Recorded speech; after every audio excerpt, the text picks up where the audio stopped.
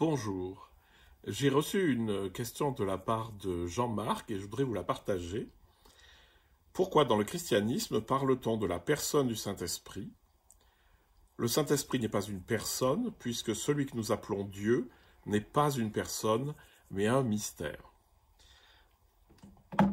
Alors, c'est sûr que c'est une question qu'on peut se poser puisque dans la théologie, on parle de la Trinité en disant que c'est une essence divine ou une nature divine en trois personnes. Ce qui trompe, c'est le mot personne. Et il faut juste se rappeler de cet adage fondamental de toute la mystique et de toute la théologie. De Dieu n'est ni ceci ni cela, et de Dieu on ne peut rien dire. On ne peut même pas dire que c'est un mystère. Déjà, de l'enfermer dans le mot mystère, c'est déjà trop. Donc c'est pour ça aussi qu'on peut beaucoup se passer du mot de Dieu, à partir du moment évidemment où on est sorti d'une représentation de Dieu extérieur au monde qui agirait comme un dictateur. Donc pourquoi personne?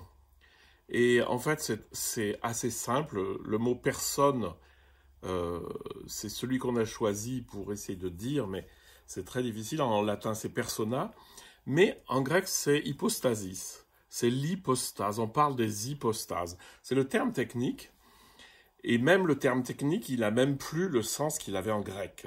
L'hypostase, c'est la substance qui a sous quelque chose, qui fait qu'elle existe. Celle qui se tient dessous, stasis, hypo, dessous.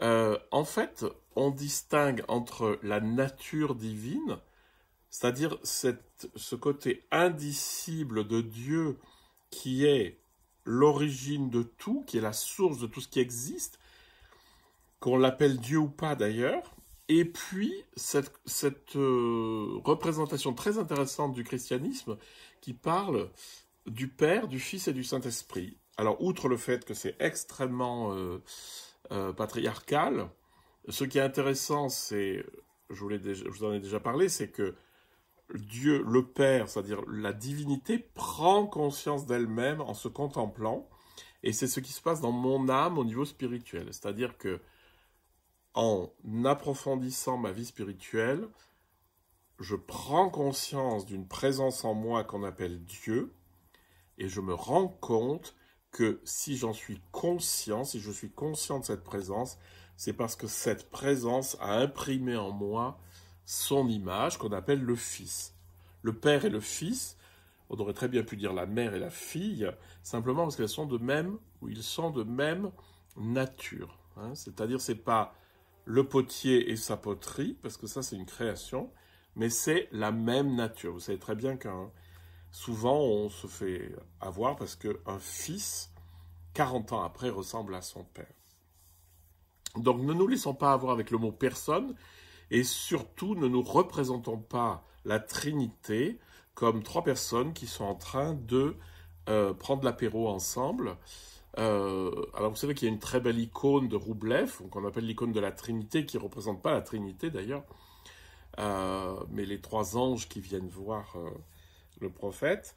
Et ce qui est intéressant, c'est surtout de ne pas se représenter ça comme trois objets différents, mais comme trois facettes de la divinité.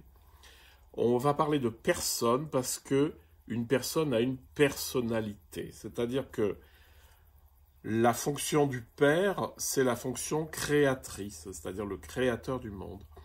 La fonction du Fils, ça va être la fonction de connaissance du Père qui va être mise en nous. Et la fonction de l'Esprit, c'est la circulation de l'amour entre nous et Dieu, entre nous et les autres, etc.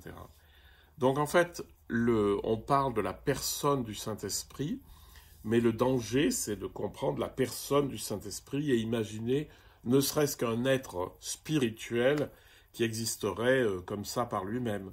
Non, les trois personnes de la Trinité, c'est trois personnalités du divin, ces trois manières du divin de se manifester, qui sont beaucoup plus accessibles à nous, qui sont plus proches.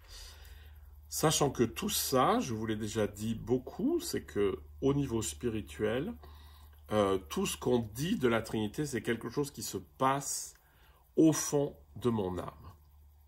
Voilà, donc j'espère avoir répondu à Jean-Marc et on verra bien son retour.